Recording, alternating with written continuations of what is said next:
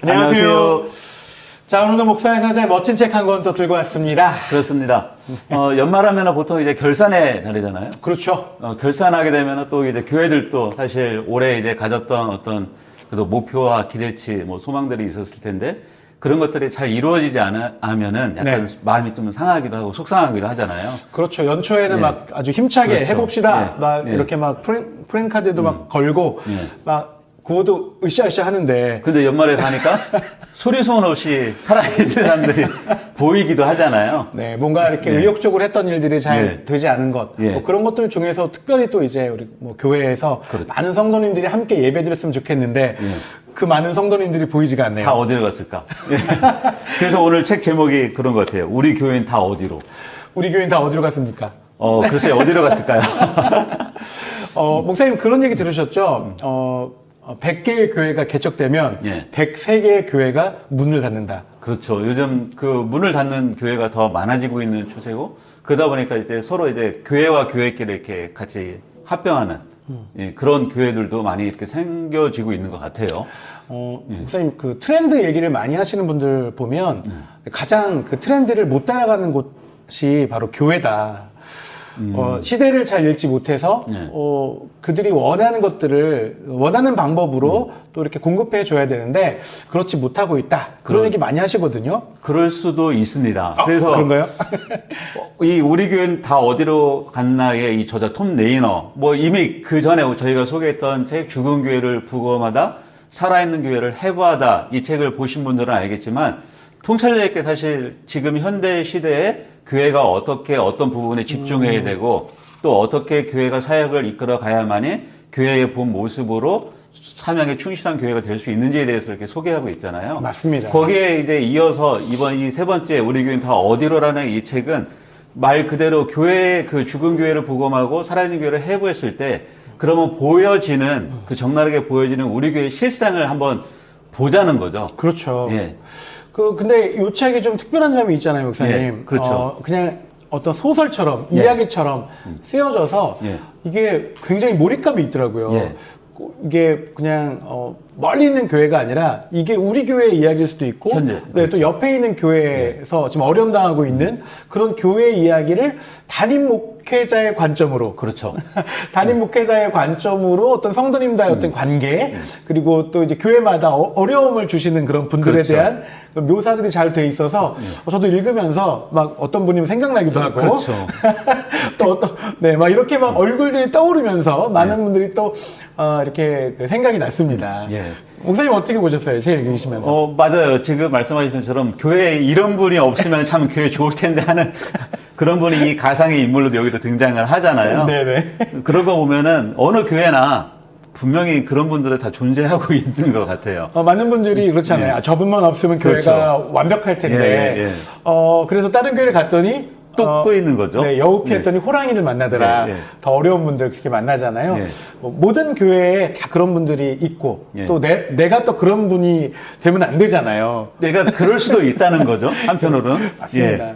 그래서 이제 책을 읽어가면서 교회의 현실들을 더 보게 됐고, 그렇죠. 그리고 또 어떻게 지혜롭게 지금 이 어려움들을 또 헤쳐나가서 교인들을 돌아오게 하고 더 많은 교인들과 함께 또 공동체를 이루어갈 수 있게 하는지 이 책에서 말해주고 있더라고요. 그렇습니다. 네. 지금 말씀하신 것처럼 여기에 이제 가상의 교회거든요. 네. 교회 이름이 굉장히 좋습니다. 커넥션 교회.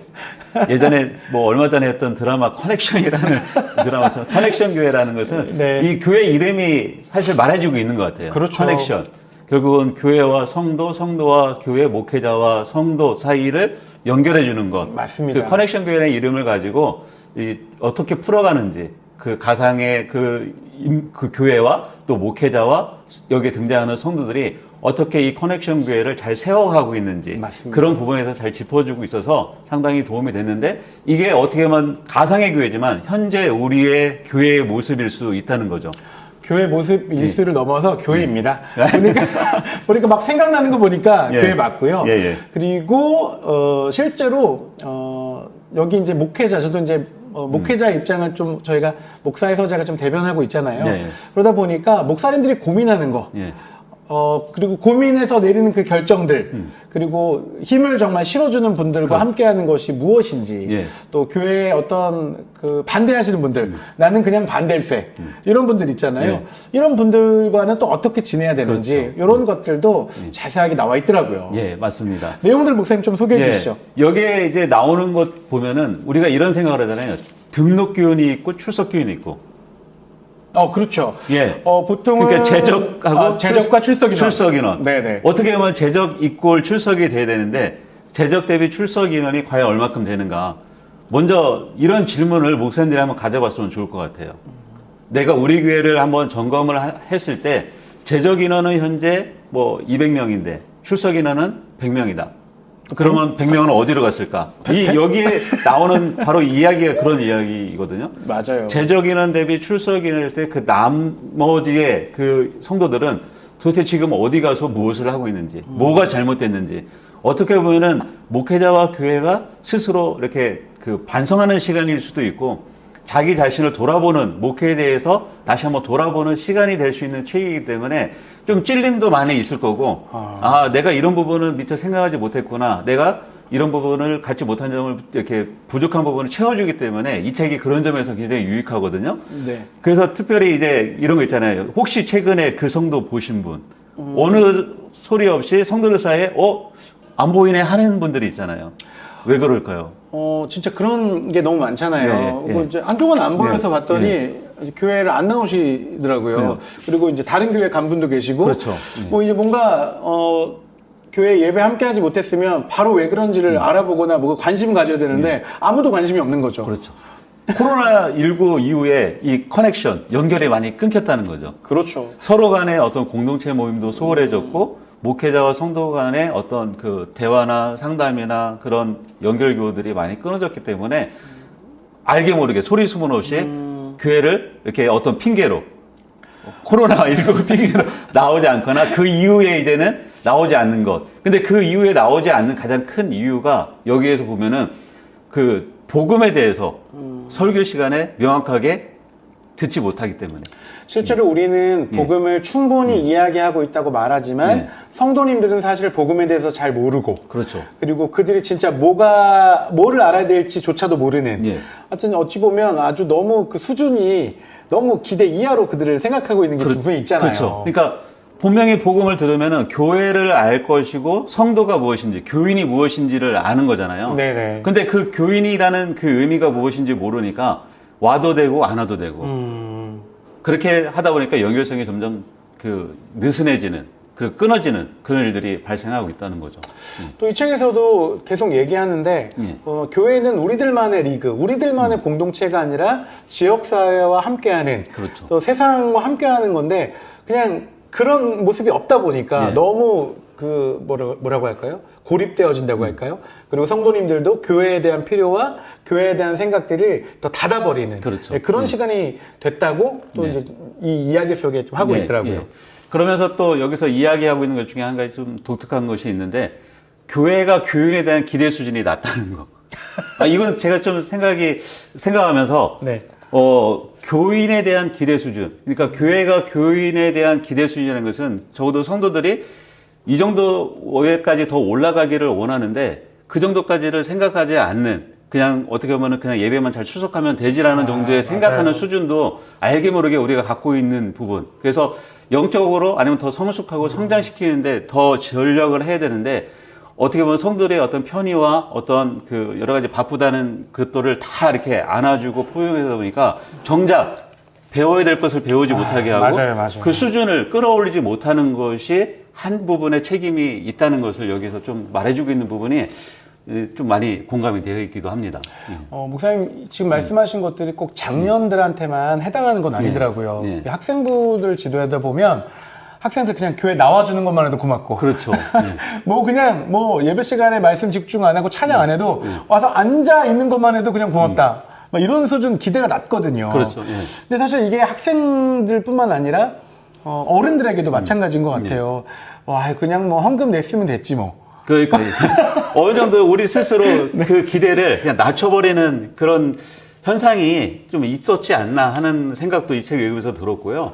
그러려 보면은 교회가 단순히 그냥 어떤 모여서 활동하는 게 아니라 뭔가 하나에 더 집중할 수 있는, 이건 그 대부분 교회 성장의 이야기에서 많이 이제 다뤄지는 이야기들이기도 하잖아요. 네네. 교회가 할 것과 하지 말아야 될 것. 그렇죠. 집중과 선택을 해야 된다는 부분들. 맞아요. 그러니까 교회 성도들에게 수준을 높일 수 있는 어떤 집중적인 활동들을 교회가 계속적으로 해나갔을 때 성도들이 교회에 가는 기대 수준도 높아가지고 교회가 성도들에 가는 기대 수준도 높아질 때 그 연결이 더 친밀해질 수 있는, 더 공고해질 수 있는 그런 일들이 일어난다고 여기서 이야기하고 있습니다. 맞습니다.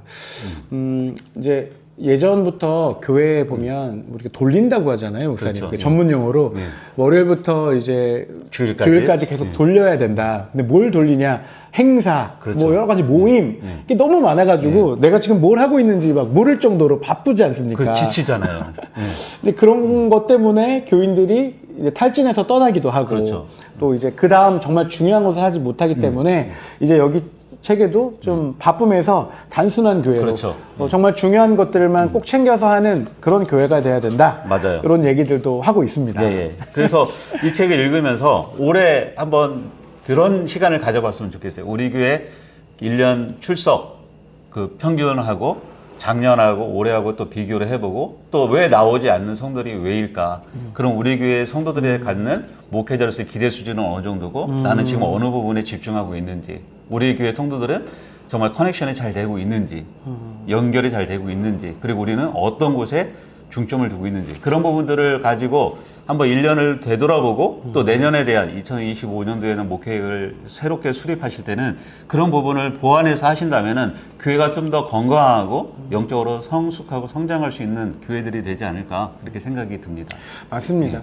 목사님, 저는 이 책에서 마지막 한 가지 더 예. 소개하고 싶은 게 있어요. 예. 제가 지금 놀라운데요. 예. 이 사실 톰 레이너가 예.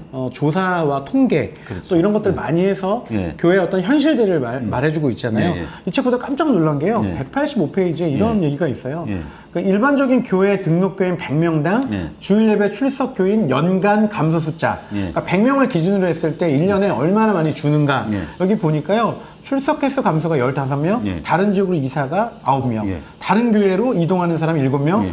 돌아가신 분 1명. 예. 그래서 총 32명이 우리 교인이 사라진다요. 1년에. 예. 그러면 1년에 최소 100명을 기준으로 32명 이상이 새로 와야 예. 교회가 그렇죠. 인원이 현상 유지가 되는 거예요. 전도가 돼야 되는 거죠. 네. 예. 그러니까 우리가 그동안 왜 이렇게 많이 없어도 많이 이제 성도님들이 전도도 하고 해서 새로운 인물들이 온 것 같은데 왜 인원은 그대로 또는 그렇죠. 줄었나? 예. 보니까 이 통계 자료가 이렇더라고요. 1년에 32명은 그렇죠. 이상 와야 예. 32명이 사라지니까요. 근데 여기에 이제 조금 이제 대전 근기로 나가보면 이제 사망 인원이 더 늘어나죠. 연령이 높은 고연령층에서. 그렇죠. 이제 농어촌과 그렇죠. 이 이제 대도시가 아닌 예. 이제 좀 지방으로 갈수록 이런 일이 더 많아지는 그렇죠. 거죠. 예. 아, 이런 걸 보니까 정말 우리 교인이 어디로 가는 그렇죠. 궁금합니다. 32명, 100명당 32명이니까 거의 30%에 육박한 거잖아요. 맞아요. 예. 그러니까 정말 점점 더 인원이 늘어나는 교회가 있는가 하면 점점 더 이렇게 줄어드는 교회가 있는데 정말 이런 것들이 생각해서 정말 더 중요한 것들을 먼저 추구하는 교회가 되지 않을까 예. 이런 생각이 이 책을 읽으면서 더 많이 들게 됐습니다. 맞습니다. 그래서 이유를 모른 채 비어가는 교회 살리기를 위한 이 책을 한번 읽어보시면서 우리의 자화생활 한번 되돌아보고 실제적으로 어떻게 하면은 우리 교회가 이렇게 건강하게 잘 세워질 수 있는지 네. 이 감수하는 게 아니라 적어도 계속 수로 새로운 사람들, 그러니까 복음을 전혀 알지 못했던 사람들이 새롭게 들어와서 그들이 복음을 듣고 정말 제자로서 이렇게 성장해 나갈 수 있는 교회로 이렇게 세워지기를 간절히 이렇게 소망하는 마음을 갖습니다. 네. 예.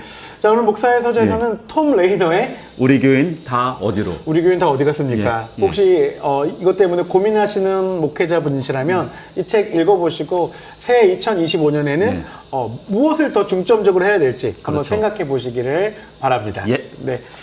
여기까지 할까요, 목사님? 예. 자, 목사님 수고 많으셨습니다. 예, 감사합니다. 네.